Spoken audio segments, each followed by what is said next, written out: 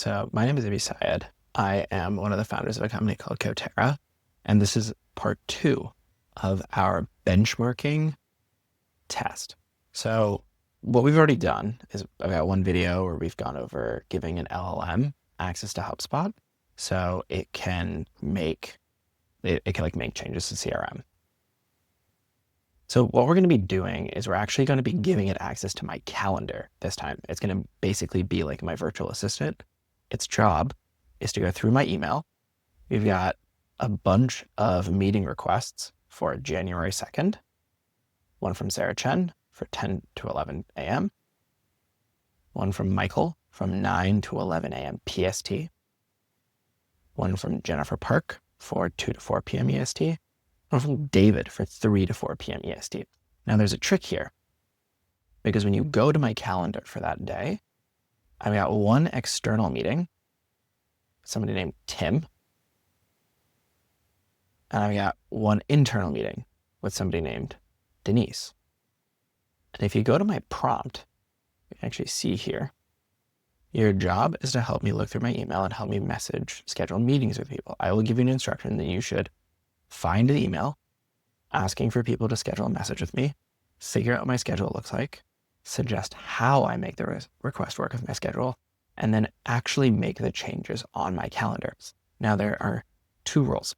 One is that the people that are asking are clients, and so we can't schedule outside of the times that they give us. And 2, we cannot move external meetings. What that means is this one with Denise, happy to be moved. However, this one with Tim is an external meeting, so we are not able to move it. Tools you have access to. So the only tools that this has is it can read my Gmail, so it can go and find all those emails that I just showed you, and it can have access to my calendar, obviously. So it can go to my calendar, it can make adjustments, all that kind of fun stuff. If I go here to my tests, my benchmarking tests, we haven't put anything in yet, but here's the scoring criteria. You can get a total of 5 points. 1 for Sarah Chen. So 11 to 11:30 EST. She's the one that says that she can do 10 a.m. to 11:30, but we don't want to move the meeting with Tim. Michael Torres, anywhere from 12 to 2 EST, because the LLM needs to be able to catch the time zone. Jennifer Park, 2 to 3, because David can only do 3 to 4. And then you have to move the Denise 1 to 1 specifically earlier in the day, so I don't have any gaps between meetings. So without further ado, let's get started. I think we should get started with Claude Opus 4.5. So we actually start from, if you're here, actually, you know what? Let's start from the start. We'll start with Claude Haiku 4.5. So I'll go here, I'm gonna go here, and I'm basically gonna say, there are 4 emails in the last year from demo@mailtrap.co. Schedule all of them be further rules, ignore all the other emails. So let's start with Claude Haiku and see how it does. One of the reasons I love Claude is it immediately gets going and it tells me what it's going to do. It's found all the things, it's checking my calendar, it's, 1 hour available, Jennifer Park, proposed schedule. Your calendar is now clear on January 2nd since the recurring meetings have been canceled. Oh boy. Interesting. So it did schedule all the meetings. However, it completely messed it up. Okay, so it didn't. So Claude Haiku, not a great showing to start. Meeting with Michael Torres, partnership opportunities. This was supposed to be from 9 to 12 EST, and it did 9 to 10 EST. It didn't move. It didn't see that I already had these meetings. Sarah Chen messed that up. I mean, it scheduled David Kumar the right way, but it didn't move anything else. It just did Jennifer Park. And so this one only would get 1 point. 1 point on our board. All right. So it cost us about 2 cents and it only got 1 of them right. So on to the next one, which is Claude 4.5 Sonnet. All right. So I've reset my thing. So we're going to do this. Hit go. I'm actually open this up. We don't need this. All right, so Claude, moving fast as always. Oh, never mind. I accidentally did it with Haiku. All right, let's try it again. And try it with our good friend, Claude 4.5 Sonnet. All right, let's see what happens. All right, it's giving it a go. Let's see if it's any better this time. Okay, so it's checking my calendar. Let's see if this one does any better than Claude Haiku. Okay, interesting. So it thinks that this meeting with Tim, even though there's an email, so you can actually go here and you can see tim@quicksauto.com, which is an external email address. It thinks that this is internal. So it flexible 10 a.m. to 11:30. Sarah Chen fits before your Tim meeting. It doesn't fit before my Tim meeting because it overlaps it by 15 minutes. Lunchtime slot within his availability. So I did that one correctly. So it's one. To another time, Jennifer Park, David Kumar. So it messed up the Tim meeting. So it didn't do Sarah Chen correctly. Let's see if it did Denise. And so it moved Denise to the wrong spot. So in this situation, we're not gonna give it. It also keeps doing this thing where it doesn't add the emails again. So it didn't send it to Denise, which is really annoying. And it moved it to 4 to 5. So it got 3 of them correct. So it did Michael Torres correctly. It technically did Jennifer Park and David Kumar correctly, but it moved Denise to the wrong one. And it did Sarah at the wrong one. So 3 out of 5 for our good friend Claude Sonnet. Okay, so it did Michael Torres correctly. It did Jennifer Park correctly. And it did David Kumar correctly. It did not do Sarah Chen correctly, right? So Sarah Chen, it did overlap. And then it moved Denise to the wrong spot. So it only gets 3 out of 5 for Claude Sonnet. It also ended up costing about 3 times as much. It used about the same number of tokens. I guess it was 0.5, like 50% more than Haiku. About the same as Haiku for the inputs. So it cost about 6 cents to be able to do that. To be able to make that colossal mistake. All right, so next up is the big boy, Claude 4.5 Opus. This one is usually my favorite model, but we're gonna obviously judge it pretty evenly. It's just generally a good one to do various different things with. All right, let's go. We've got Opus selected. We've got this set up. So go, see what happens. All right, it's doing all the rest of the stuff. It's checking my calendar. It's doing everything there. It's gonna read all the emails. So see what happens.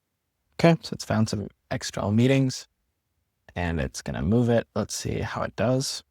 Okay, so final schedule. It's move this, Sarah Chen, Michael Torres, Denise. So it's moved it. So this is basically perfect. Let's see how it does. Okay, so it actually did it. It didn't, for some reason, none of these models tend to want to add the Denise email back. I'm gonna see how the other ones perform. If none of them do it, then I'll give this one the points. But every one of the rest of them, if one of them gets it, then they will obviously win. For now, this one gets full points because it scheduled it correctly. It missed giving Denise an email, which is annoying. For right now, I'm gonna give it all of it. Let's see how it performed. So we go back here, and for this, so it did Sarah Chen correctly, Michael Torres correctly, Jennifer Park correctly, David Kumar. And for now, we're going to do Denise correctly. So right now it's done everything so far.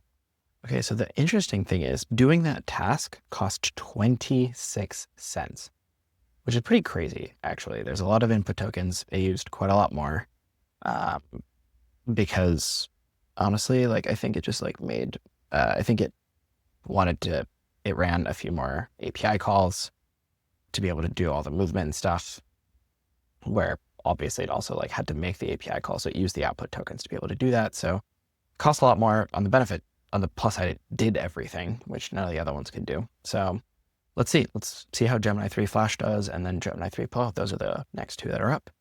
All right, Gemini 3 Flash, let's see how we do. So the thing with Gemini that's interesting is it just doesn't even talk to you. It just does all of the work, and you have no idea what it's doing until it finishes everything. It doesn't talk to you like Claude does. It doesn't do reasoning tokens like GPT does. It's crazy. So you can see it's doing everything. It's like, I wonder if this will be better because it's like a Google product. We'll see. Okay, so it's creating some events. It's creating 4 events. It hasn't moved anything yet though, which is interesting. Since your existing meetings for that day were already canceled, I was able to fit everyone into their requested windows without any conflicts. Interesting. Okay, so it didn't it didn't want to catch the fact that it did 2 list events, and it did not want to catch if any of the rest of them were done. So I go here, it booked over Tim, which it wasn't supposed to do. It did do these 2 correctly, but it didn't move this guy. So it does basically about the same as our friend Claude Sonnet. Bummer. Okay, so about the same as 4.5 Sonnet. So it did these 3 correctly. And it only spent its event about a cent. So I think honestly, if you were able to like give it slightly better of a prompt, I think it would actually perform better. And it would be quite a lot cheaper than Claude Sonnet. So interesting. Okay, Gemini 3 Pro. See how it does. Maybe it'll be better. Okay, so it's finding all of the messages, doing the same thing. It's made an extra checking the list event. So maybe it'll find the stuff that's already there that Gemini 3 Flash was not able to find. Okay, so this is pretty good. It did it. So it kept it the external meeting unchanged. Sarah Chen, 11 to 11:30, 12 to 1. Michael Torres, which does make sense. 1 to 2, 2 to 3, 3 to 4. We go here. So it did this thing where it gave it no title. It moved it, but it forgot to like migrate all of the things. So I don't know. It didn't invite her and it didn't do the thing. I don't know that it's the Denise one. So I'm like, I don't think I should give it to it, to be honest, but I'm going to give it 4 out of 5 because I didn't see the Denise one. It like did move Denise, but it didn't like say it was Denise and it didn't invite her. With the Claude one, it did like at least say it was Denise. So I'm not going to give it. I'm going to give it 4 out of 5. You know what? I gave it to Claude. And so I think I should give it to this one too. So we're going to give it to these. Let's do this. So we're going to give it 5 out of 5. It was way cheaper than the other ones. It only cost about 3 cents to do it with Gemini 3 Pro. So pretty decent. Like considering that it did it just about as well as this guy, it used quite a lot less and it cost like a fraction of the amount. So that's pretty good. All right, let's go on to our good friends, the GPTs. All right, I'm running it for GPT-5 now. Let's see how it goes. This is going to be interesting because it uses all of these thinking tokens and reasoning tokens. So that's pretty interesting. Okay, so far so good. It's listed all the messages. It's getting the messages. So cool. It's fascinating watching it think, but it doesn't like say anything to me like Claude does. The other thing that Claude Nano does is it really just dumps out a ton of stuff. Okay, so it's made these.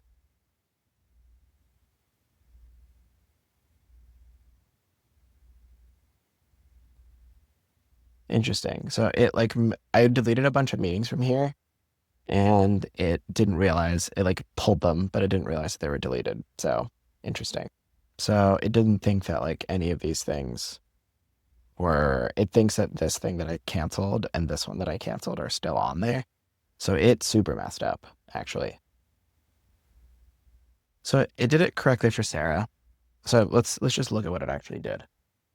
It did it correctly for Sarah. It did not do it for Jennifer. It did for Michael. It never moved Denise, and it did it for Kumar. So I'm going to give it 1, 2. Interestingly, it does get 3 points, even though it didn't do that one correctly. Interesting. Yeah, so I got a 3 out of 5 for not like overlapping.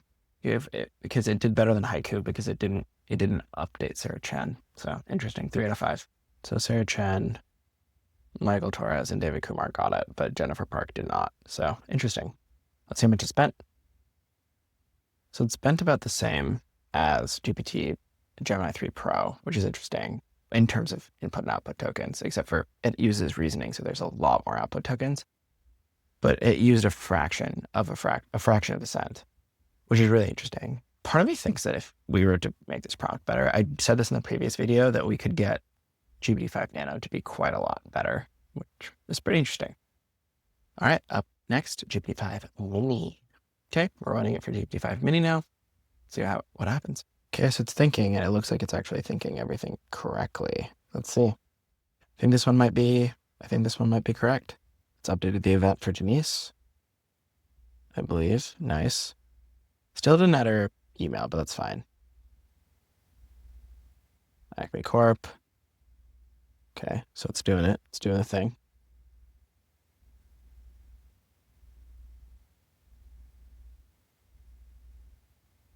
Okay.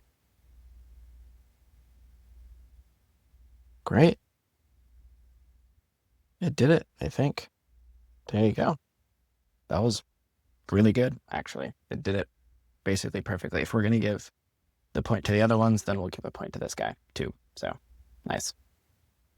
Okay, so this is the winner for this one, I think, because GPT 5.2 is going to be really expensive. We got 0.007 point, a fraction of less than 1 cent to do it, and it did all of it correctly. So the only other one that was able to do that was Gemini 3 Pro, which cost 3 cents, and Claude 4.5 Opus, which cost 26 cents. Ooh. All right. Last but not least, GPT 5.2. So this is a shocker. It moved Cotera Tim. It's not an internal meeting, which Mini somehow figured out. It moved it to 11, which it was not supposed to do. It did Denise. It did Sarah Chen incorrectly. It did Michael Torres correctly. It did Jennifer Park correctly, and it did David Kumar correctly. So it only got 3 out of 5. And honestly, like, kind of missed one there. So 3 out of 5. Wow, GPT 5.2 is worse than GPT. Wow, it really just goes to show you like what happens when you've got low reasoning, because this is a like low reasoning model. So that's pretty interesting there. Even though it's more expensive. Crazy. Okay, so we're here at 5.2. Only got a 3 out of 5. Did about the same as Gemini 3 Flash, even though it's a lot more expensive. It's 3 times more expensive, I believe, just on basis, at least 3 times more expensive. Crazy. Okay, so we're sitting here. You only got 3 of them right, and we got 3 cents. So I think actually, interestingly, for this one, GPT-5 Mini is our winner. It has the highest number of coins. It's able to do everything at the lowest possible cost. So congratulations to the GPT team, except for their more expensive product is worse than their cheaper product. Crazy. Okay, so let's take a looking at our overall rankings for everything. Gemini 3 Pro is currently sitting at top dog. It's this one and 4.5 Opus are the only ones that have gotten everything correctly, but because the cost is lower for Gemini 3 Pro, we've only spent 25 cents versus 73 cents for Opus. It's definitely worse. So sorry, it's definitely the best for now. Let's see what happens with our next video. Thanks for watching.